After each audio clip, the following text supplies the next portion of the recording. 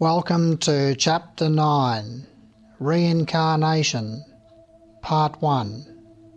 I want to share with you now some amazing knowledge about this incredible law of rebirth or reincarnation.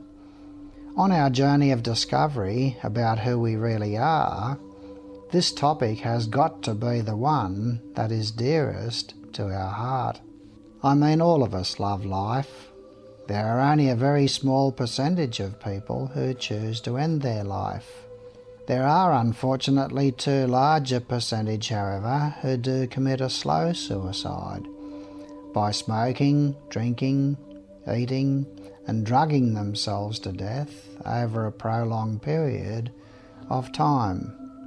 Eventually the body can't clear out the toxins fast enough and they succumb to a premature death. This law of rebirth represents the greatest gift that God has given us, and that is the gift of eternal life. Even if we thought that we would continue to come back into life time after time, in the human form, in the space-time rule set of ours, it would still be very exciting. But to entertain the idea that this human stage of development is only the first level of self-consciousness, and that God has created higher echelons of consciousness for us to explore, is very, very exhilarating. That's if you just learn to trust that because this human level of growth is very exciting, God must have greater and more wondrous challenges in store for us in the higher dimensions. One of the most important and exciting things that you'll learn about God in your eternal journey coming home is that God has scattered mystery throughout the realm. Mystery is something that creates curiosity and a desire to explore, to unravel and uncover the mystery. The mysterious creates a sense of excitement, wonder and awe in the exploration. So the more that you unravel some of these mysteries, the more you experience awe and wonder. In the process, you fall more and more in love with God, Goddess, all that is. Yes, we all have an eternal journey of exploration ahead of us as we work to become more of who we really are. Now, I know quite a bit about these higher dimensions and worlds because I've been working diligently for the last 35 years to crash through barriers of consciousness and to explore these higher dimensions. I don't intend in this book, however, to share many of the details of these higher worlds. I don't want you to get too overly excited. I just want to work in this chapter with the mundane practicalities of our human level of unfoldment of consciousness. There's plenty here to get excited about anyway, because you have the power inside of yourself to make the balance of this incarnation and any other incarnations that you plan to have very, very magical. What I want to do in this chapter is not to spend a lot of time going through the mechanics of rebirth and how the process all functions. I cover that in more depth in my online intensives. You did get a glimpse of some of the functionality and mechanics of rebirth in the previous chapter on astrology. What I think is more exciting to share with you in this chapter is some of the evidence that has been collected by various hypnotherapists and researchers over the last 10 to 20 years. Every chapter in my book is really steeped in the laws of rebirth and cause and effect. Each one of my chapters is designed to develop your higher mind, and through that higher mind, your intuition. After all is said and done, the only way for you to become a knower of truth, and therefore a knower of God, is through the development of these faculties of the soul. We all love life, even though at times the tests and trials might seem a bit overwhelming.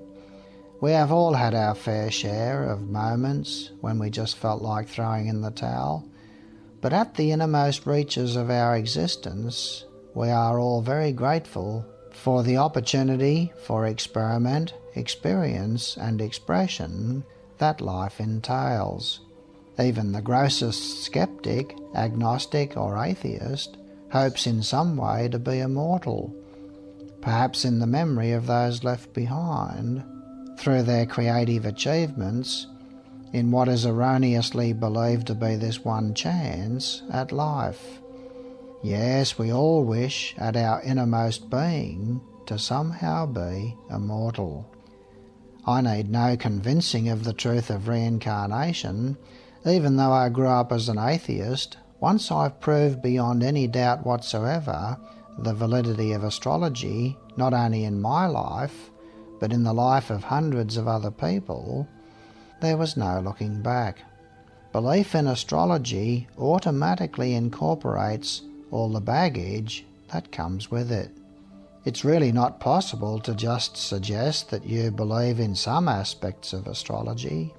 Science says flatly that astrology cannot be true because planets cannot have any influence on human behaviour. Well, the fallacious nature of that statement can very quickly be ascertained in your own mind by simply having your horoscope cast and interpreted by any competent professional astrologer. It's easy to write off the personality traits by saying to yourself, these personality traits are common traits with millions of others all over the world. But if the astrologer can pinpoint the timing of a number of specific events in your life from the past, such as change of residence, change of job, marriage, birth of children, deaths in the family, journeys overseas, then you really have to stop and think carefully, especially if they can tell you where you have scars on your body. Well, I've provided those types of readings and committed myself on cassette tape for 20,000 clients worldwide. So once you accept any aspect of this mysterious science, it comes in a package with all the philosophical tenets of the law of cause and effect and the law of periodicity, commonly called rebirth or reincarnation. It's like saying you are a little bit pregnant. There's no such thing. You're either pregnant or you're not.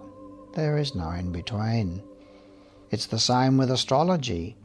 The baggage that astrology comes with includes the fact that the planets are living expressions of consciousness. They are the bodies of expression of beings of consciousness who are way beyond the human level. You have no other option of belief. You can't say that the planets have impact upon our personality and that the placement of the planets in the various houses of the horoscope impact upon our finances, love, career, children and marriage through some sort of natural scientific law. The evidence through astrology that there is intelligent design in the solar system is so overwhelming that it is a real stretch of the imagination not to believe in intelligent design, rather than a stretch of the imagination to believe. That's why in the past the scientific community so vigorously resisted any evidence whatsoever for the validity of astrology. They knew if they allowed a little bit of the validity in, they must allow it all in. Let's analyse the dynamics of this.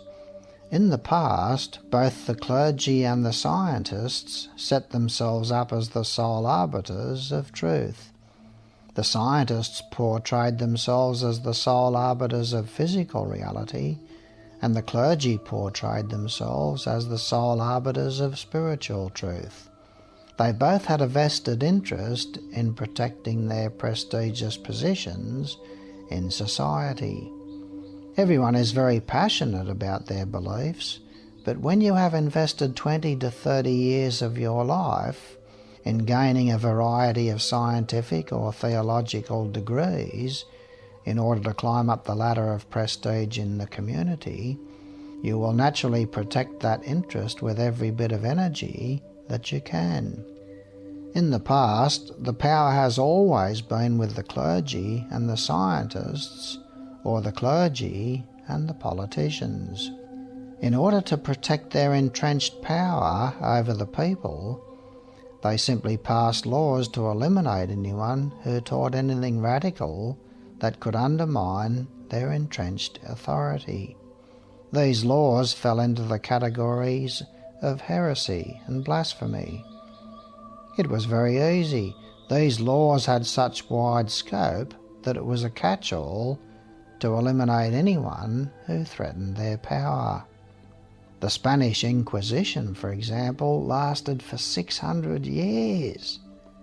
The Inquisitor had the power to invade the home, search the premises of suspects, confine, torture, imprison, and execute thousands of people just because of their belief patterns. The religions of the world have a long, dark history. We had the Crusades and the Salem witch trials. Thousands were killed because they didn't conform to the mandatory line of thinking. We've seen modern historical examples of this practice throughout history, with the Holocaust, the Gulag Archipelago, and the Pol Pot regime. More recently, we've seen it in Darfur. We have nothing to fear now, however, because we live in an age of enlightenment, where every human being on the planet has, ideally, freedom of religious pursuit. It is set in the Bill of Human Rights in the United Nations and in the Constitution of all democratic countries. It's like a breath of fresh air throughout the body of humanity. Even science and religion today are becoming more tolerant toward ideas incorporating the paranormal, telepathy, near-death experiences, etc. The wise thing to do, however, is to keep your own counsel when you come up against a skeptic toward your ideas. It's a waste of energy trying to convert a skeptic.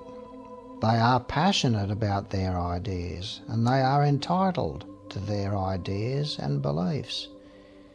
You are not out to change others. You are out to change yourself. You are researching astrology and reincarnation to gain the inspiration to become more of who you really are, to discover and unfold the powers of the truer you. The object of the exercise is to expand your own understanding about such things as reincarnation, meditation, and the like. It is a personal journey for you. You can become very excited about the teachings of reincarnation. To come to an understanding that you have eternal life is a very exciting, captivating, and enchanting understanding. Don't try to change the world. Let others get a glimpse of your sense of security and inner peace that comes from these teachings, then they will want what you have. Always remember, it is a new age. The fact that you are even reading this book reveals that you have been searching for truth. You are a pioneer. Don't look for consensus support from those in your community. You're not out to change the world, you're out to change yourself first.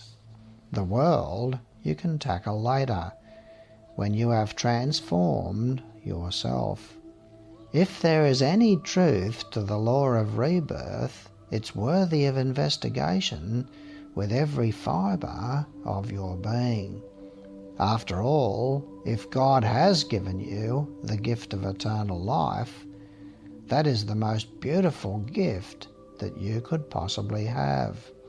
People are selling their homes in order to afford an operation that can extend their lives by a few years.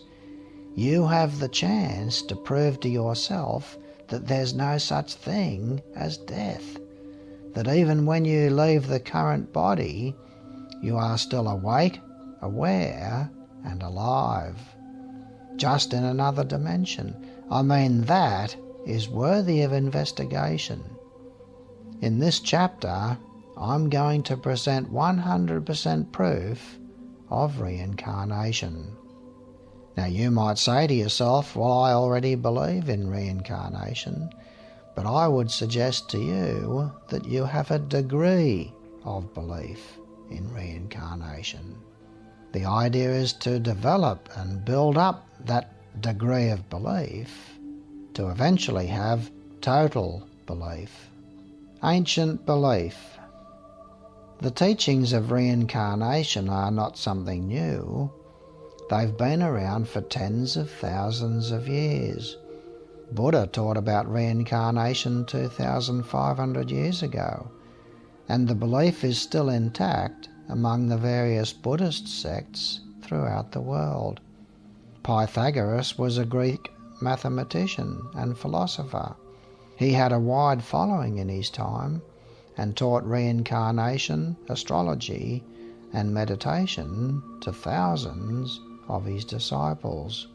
Sri Krishna taught about reincarnation with the Hindu faith, and his teachings are contained in the Bhagavad Gita. Christ taught about reincarnation to his disciples and within secret societies from which sprung the Essene cult. Reincarnation was not seen as a good doctrine for the Christian Church, however. There was a meeting of the World Council of Churches in Constantinople, now Istanbul, around the year 325 AD. It was decided at that meeting that all references to reincarnation should be eliminated from the Bible. The reason was a political one. It was thought that the Church would have better control over the people if they believed that they only had one lifetime, one chance to qualify for heaven or eternal damnation in hell. The theologians and clergy of today are not to blame for that decision. They are simply faithfully teaching what has been handed down to them from antiquity. All of the religions of today provide a great spiritual service for the welfare of their followers. This book is not designed as an attack upon the belief of any person. There is only one God and many paths of return. There is really a great similarity between the teachings of reincarnation and the teachings of the major religions of the world. They all teach eternal life, which is really what reincarnation is. It's just a question of where you are spending your time in the life after this one. Christ taught that the kingdom of heaven is within. The teaching of reincarnation, temporarily setting aside any understanding about evolution into realms of consciousness beyond the human, is that you live repeated lives on earth, that you live in a state of heaven on earth when you reach a certain level of perfection, that in that state of perfection you are able to create your reality in accordance and compliance with your will. This teaching, this concept, is not much different from the Christian teaching of striving in this lifetime to attain perfection in order to spend eternity in the heaven world. The only difference in the two doctrines is that reincarnation posits heaven on earth, whereas Christianity posits ongoing life in an unexplained heaven world beyond earth. Young children up to 4 or 5 are really very magical beings. They very often recall memories of previous lives. It's just that it's not encouraged in the Western world, so the children are admonished by their parents not to talk of such things. Any parent cannot help but to have noticed that when their children are 5 or under, and their sitting alone, playing with their dolls or tea sets or train sets or toy trucks and cars, many times they appear to be talking to themselves. You can overhear them saying, "Now you play with that one and I'll play with this one." Or, "Come, we'll move everything over near the window so we can see better." Parents don't bother generally to ask the child, "Who are you talking to?" They just assume that the child is talking to an imaginary friend. It's an imaginary friend, all right, but the imagination is a faculty of perception on the emotional realms. They can clearly see that friend, but they are taught to unlearn that habit of perception by parents who are afraid their child will be classed as a dreamer. I've read heaps of books on all aspects of reincarnation, and they are always inspirational because they validate the belief in so many ways. It's not proof that the scientists would classify as proof, but then again we don't have to satisfy the scientists of the world. The ray of energy that scientists come into incarnation on is called the fifth ray, which is the ray of science. Those on the fifth ray will generally spend their entire incarnation not believing in anything of a spiritual nature. And that's the way it's meant to be. Their task in this particular life is to focus on the practical, laboratory proof of their scientific world. That's how they express their particular type of genius. They are not meant to delve into the spiritual. That would blur their vision and their focus. Most of you who read this book are either on the second ray of love wisdom, which is the same ray that the Christ is on, or if not, you would have a large second ray component in your makeup. You are therefore sensitive to the mystical, psychic, and the spiritual.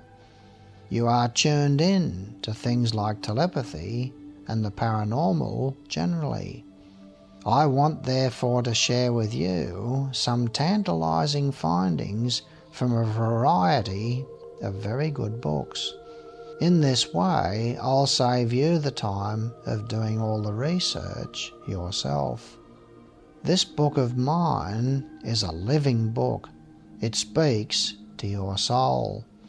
Many times while you're reading, you'll experience waves of psychic energy flowing through you. This is in response to telepathic and paranormal communication that is stimulated between you and your soul. Perhaps you'll feel a slight vibration in the region of your brow center between your eyes when you are receiving telepathic communication from the inner worlds, or your scalp will perhaps tingle. You will also experience many coincidences and synchronicities occurring from time to time. That is a sign that the archetypes are at play in your reality. It's a sign that you are on the right track. Ian Wilson has written a very interesting book called Life After Death, in which he recounts many cases of people receiving telepathic communication from a person who had just died. One person recounted that he had turned off his beeper and phone and went to bed. He had a dream in which his father appeared to him and told him to retrieve a message from his message service. He woke straight up and immediately called his message service. There was a message there from his mother informing him that his father had just died. So at the time of his father appearing to him in the dream, he was already dead. Another person taking part in the experiment revealed that he lay down on his bed ready for sleep when he saw the face of his father appear in a photo that he had on the wall. The photo was of a girl holding a flower, but his father's face was superimposing itself over the photo. His father had a smile.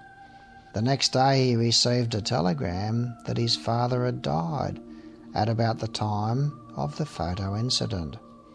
He recalls in his recollection that his father had stated that if possible he would come to him when he had died, if it was at all feasible.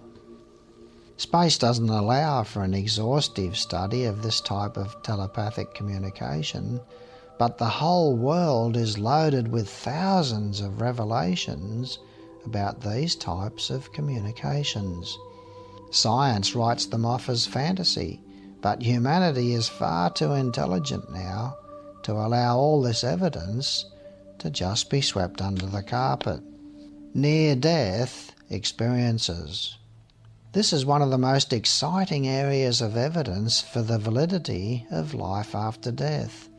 There's just such a large body of testimony from people who've had a near-death experience. There's a common thread running through all of them that validates the fact that when a person has died, they are immediately conscious without the physical body, and they have their sight and hearing intact in that emotional world. Science wants to put these experiences down to hallucinations, but if they were hallucinations, why is it that the only one who seems to have had this type of hallucination are those who have had a near-death experience? There's a common thread whereby they are out of their body, they are in the presence of a being of great wisdom who gives them a sense of calm. Their life is reviewed before them. They're able to see and feel a connection between the events in their life and the preceding causes. If these are just hallucinations, why don't all people who have an operation reveal afterwards that they experienced the same thing? It's evident that the common thread that goes through these recollections is the fact that they did in fact die for a short period. It was this death situation which saw them projected from their body into this other dimension. One of the most exciting ones that I read of these near-death experiences was a story of a woman who had an operation. The story is retold on page 98 of Ian Wilson's book, Life After Death, and it was very impressive from the evidentiary point of view. I'll relate it to you as best I can recall. The lady had a near-death experience while she was on the operating table. She recalled leaving her body and floating above it to the ceiling of the operating room. She could clearly hear the conversations of the doctors. The operating room was on an upper floor of the hospital, 50 feet or more above the ground level. She recalled floating through the wall of the operating theatre so that she was floating in the air and looking into the operating theatre through a window from outside. She noticed an old sand shoe on the ledge of the window. The laces were untied and there were holes in the toes of the sand shoe. When she was healed, she relayed to the hospital worker what she had seen from outside of the operating theatre. Because she was totally anaesthetised at the time, the social worker decided to go back to the operating room while no one else was there to see if she could see a sand shoe on the window ledge. To her amazement, she not only found the sand shoe, but it did have holes in the toes. The sand shoe, she said, was deep inside the ledge of the window, and the only position that the hole and laces could be seen from would have been from the location suspended in the air immediately outside the operating room. Science won't even admit to the existence of consciousness as being independent from the brain, let alone totally independent of the body, as was necessary in that case. How can someone hallucinate the vision of a sand shoe? The sand shoe was real. It could not be seen from the ground floor. It could only be seen by floating in the air. Another case is revealed in the same book on page 102. of a woman who was blind at birth, who said that she was blinded by an excess of oxygen in her incubator, which destroyed her optic nerve. Accordingly, she said that she never had any concept of light or shadows, no colour, nothing. When she was 22 years old, she was involved in an horrific car accident. She had a fractured skull and other serious injuries.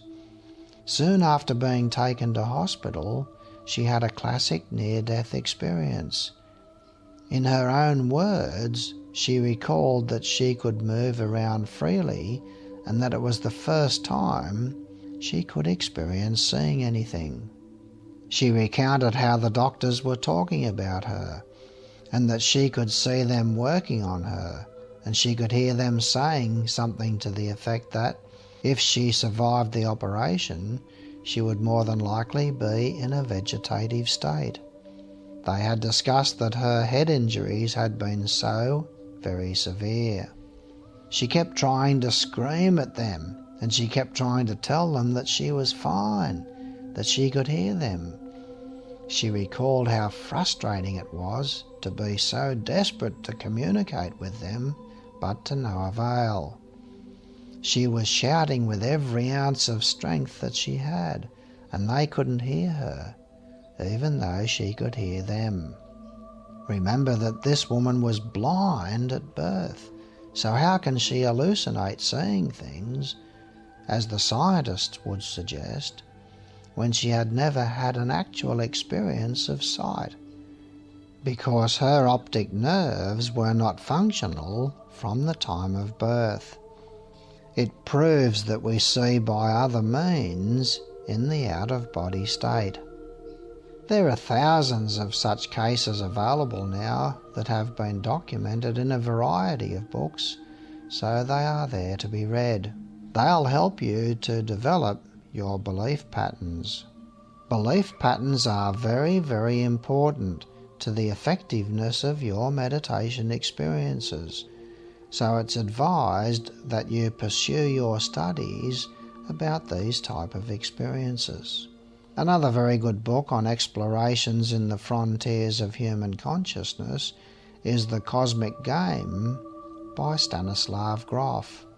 I've read a few of his books.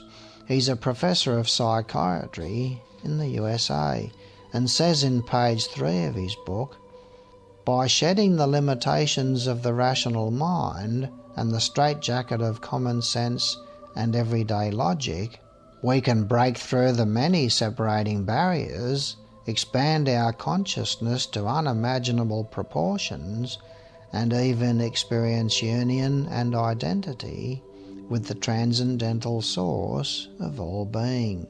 In his books he details the experiences of thousands of his subjects who willingly entered into experimental research of heliotropic or otherworldly states of consciousness. His contribution to consciousness research has been monumental. I'll now quote you from an article in the Brisbane newspaper, the Courier Mail newspaper, dated March 4, 2001. The heading reads, "Evidence of the Afterlife." Doctors claim to have found the first scientific evidence of an afterlife when clinically dead. 1 in 10 heart attack patients experienced emotions, visions and vivid thoughts when they had been unconscious with no pulse and no breathing, say the researchers. The study is believed to be the first to ensure that the patients who reported a near-death experience were clinically dead before being resuscitated.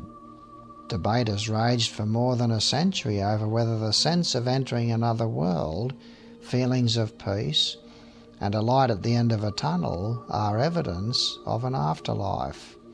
The latest study by researchers at England's Southampton University suggests the mind may continue to exist after the brain has ceased to function and the body clinically dead." Unquote. Another report I saw on Discovery Channel one night was very interesting. It was a 1-hour special on telepathy, out-of-body experiences, and near-death experiences. One woman who claimed to have an out-of-body experience in her dreams was tested in a laboratory while she slept. The scientists put a 5-digit number on the top of a cabinet, which could only be seen from the level of the ceiling. She was monitored for brainwave activity during her sleep and constantly watched by a video camera to ensure she didn't see the number by getting out of bed. After the sleep period, she correctly identified the 5-digit number, which she could only have seen by being out of her body. The chance against her guessing the number correctly was 100,000 to 1. It certainly is exciting. Yes, we are moving into a new age. Humanity is being prepared for higher states of consciousness. Do ghosts exist? Ghosts are simply human beings like you and me. We've all been through the death experience on hundreds of occasions. I'll go into more detail about the chain of events after death a little later in this section. I just want to explain the phenomenon of ghosts for you. You recall in an earlier section I told you that the energy or etheric body is made up of 4 levels of etheric energy. These 4 are determined by the content of the corresponding lower 4 levels of the emotional body. If a person is very gross emotionally, a large percentage of their emotional body will be made up of the lower levels of the emotional plane. This will correspondingly show a gross etheric body. Usually in the normal life process, these lower levels of the emotional body content are transformed through the impact of pain upon the person's emotions. By the time they die, their emotional body is not so gross, having been refined by old age. When a person dies prematurely, though, at an early age by accident, murder or suicide, their etheric body is usually gross, reflecting the gross emotions. In the after-death state, therefore, a large portion of their etheric body, being from the lower subplanes, means their energy or etheric body can be seen by those who are very psychic. The resonance, in other words, of the person who has died is still very earthbound. In the case of murder or suicide, they generally remain earthbound for a longer period, while they gradually refine and transform the content of the emotional body. Because they're so earth-oriented, they aren't susceptible to the promptings of helpers on the other side, who may be trying to help them to move on. That's the reason that they appear as ghosts to those who have etheric vision. We'll continue with this amazing subject of reincarnation, but first I want to give you a look at the science of astrology, and this will give you a glimpse of the cosmic scheme of things.